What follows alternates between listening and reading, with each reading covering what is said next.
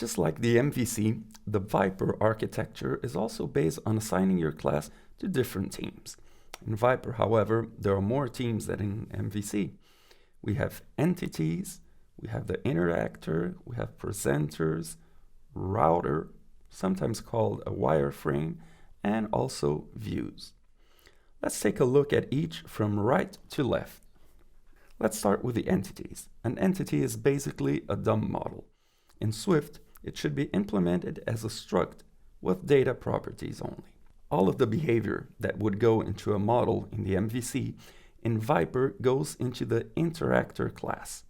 The interactor is the brains of the entities.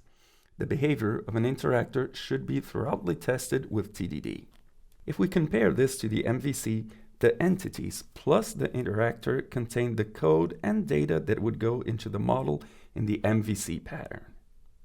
The presenter contains all of the UI logic and behavior. The presenter obtains data from an interactor and decides when and how to display it to the user. This is code that we would usually add to a controller in the MVC and is usually very specific to your app.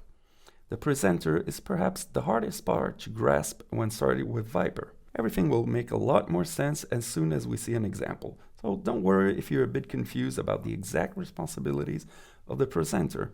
Trust me, it's not your fault. Even though it has the same name as one of the camps in the MVC, Viper's view is not the same thing as a MVC's view. The Viper's view receives instructions from the presenter about what to do and takes care of the details on how to carry out those orders. So, what's the view in Viper? It's a protocol, usually implemented by a UI view controller subclass. This protocol contains the methods necessary to carry out the presenter's instructions. Again, don't worry if you're feeling a bit confused. As soon as we get to the example, everything will come together. An important part of an iOS app is the navigation information. This is how the UI moves from one screen to the other. Usually, this is decided by a UI expert, and we, as developers, implement this navigation plan. This information tends to be represented not by code, but in a storyboard. While creating the storyboard, you lay out all the scenes and how the app will navigate through all of those scenes. This is fine in apps that are not too complex or that are maintained by a smaller team.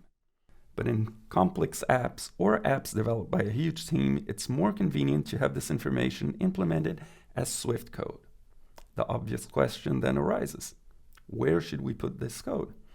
If we were using the MVC, we would use one or more controllers for this. In Viper, we have a specific team for this, the router, also called the wireframe. The relationship between the presenter and the router is as follows. The presenter knows when to navigate, while the wireframe knows how to do it. Again, all of this will make far more sense in the example. As you can see, the Viper architecture is more complex than the MVC. It divides some of the MVC teams into several subteams. The entities and interactors take up the responsibilities of the model, while router, presenter, and view do most of the job of controllers and views in MVC. The whole point of this chapter is to give a broad idea of the Viper architecture. You probably have many questions right now, such as the exact difference between the responsibilities of presenter and view, or what on earth is the job of a UI view controller in Viper. Set all your worries aside, little grasshopper. We will get there.